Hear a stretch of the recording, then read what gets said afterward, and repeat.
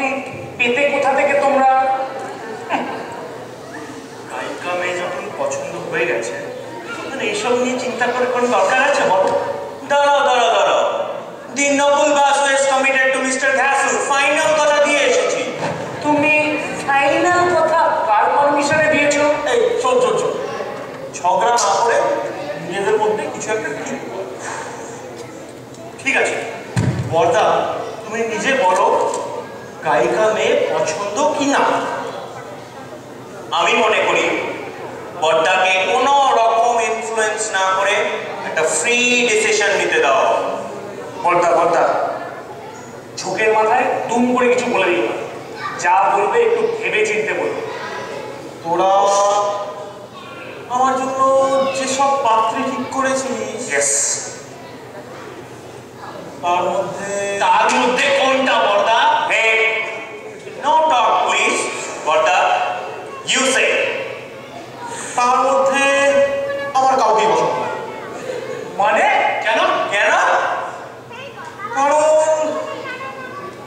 6 সপ্তাহ আগে রেজিস্ট্রি করে আমি বিয়েটা করে ফেলেছি।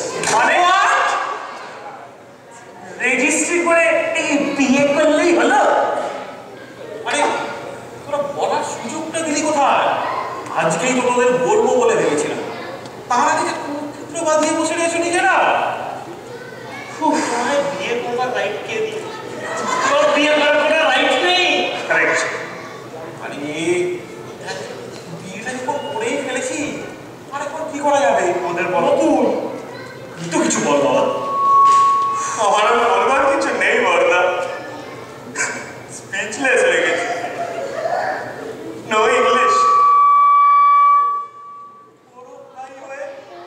শেষ বেলাতে এভাবে তুমি আমাদের সঙ্গে ট্রেচেরি করলে।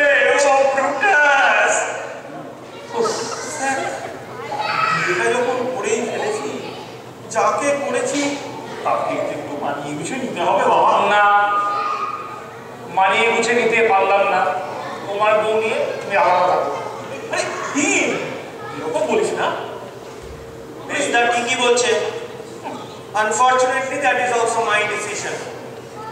আমরা তোমার কাছে কি অন্যায় করেছিলাম? হ্যাঁ, আমাদের গান পছন্দ একটা মেয়ে তুমি আনতে পারলে না? তোমার যা মনে হয়েছে তাই করেছো, আমরা আলাদা হয়ে যাবো।